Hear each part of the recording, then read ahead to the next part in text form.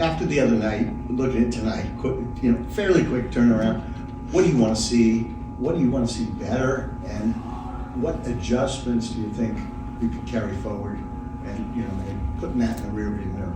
Yeah, I think first and foremost, our sense of urgency on every play. Our execution at point of attack on defense, particularly in screen and roll execution, making sure that we're executing the coverage, making sure we're communicating it early, processing it, and then executing it. On the defensive end of the floor in particular, I mean, we're going to be a work in progress offensively. We've had, pieces of our rotation out of the lineup at multiple times throughout the course of this young season already. So we know we're going to be a work in progress offensively. We've got to be better on the defensive end throughout the course of 40 minutes.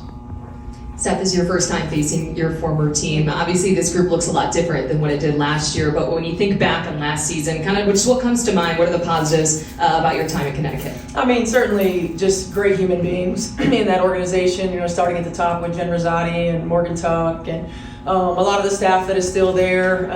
It's such a hard grind, this league, but so much of it is about relationships. And so great people in the organization, great relationships with players. I mean, certainly there aren't many of them that are still there, but seeing Liv this morning, seeing Marina throughout the course of our time, and Javante Zellis now, who's on the staff, who is here with us in Indiana. So it's always a lot of fun when you can just reconnect with people who are an important part of your life. Coach, Aliyah only had 5 shots the other night against Washington. I assume you probably want that number to be higher. What are some of the things you need to do as a team or her to get that number higher, have her more involved? Yeah, we've got to do a better job of getting her moving without the ball. A lot of her shot attempts come in the two-man game with Caitlin. And now without Caitlin on the floor, we've got to be able to move her around a little bit more. We've got to be patient enough to get to the action that leads to her getting a touch. Aliyah does such a great job of facilitating no matter where she is on the floor, but we need her to hunt shots as well, not pass up opportunities, particularly on the block, but really no matter where she is. And so it's going to be a combination of us making sure that we get the right plays called for her, and then our team being patient enough to allow it to manifest itself.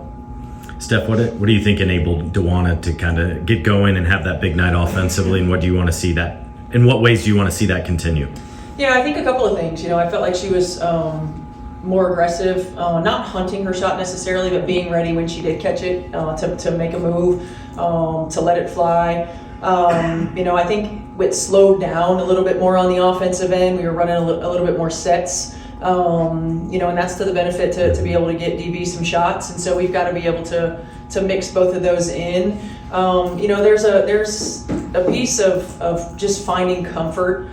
She knows our system, she knows our sets, but she's playing with a lot of different pieces. So finding comfort in where you're going to get the ball, how you're going to get it, and then being ready when you do.